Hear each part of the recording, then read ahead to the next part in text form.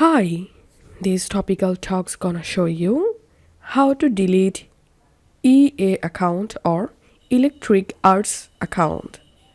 Follow this easy and step-by-step tutorial to delete your EA account permanently. Go ahead and launch your browser and open ea.com and make sure to sign into your EA account. Once done, scroll down all the way to the bottom and here you will get this help option. Click on that. Once you are in this help and support page, here select game support and under game support you will get EA account. If you don't see it here, then you can use this search box and type here EA account to get it. Now click on that. And here make sure to select EA account support and click on see all help topics. Once you are in this EA account help topics page, here scroll down and search for I want to delete my EA account option. Once you get it, click on it. And now you have to again log into your EA account. So click on login. Once you are here you will get this option, how can I close my EA account? Click on read more.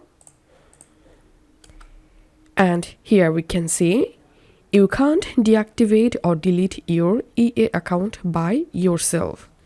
You will have to talk to one of our advisors.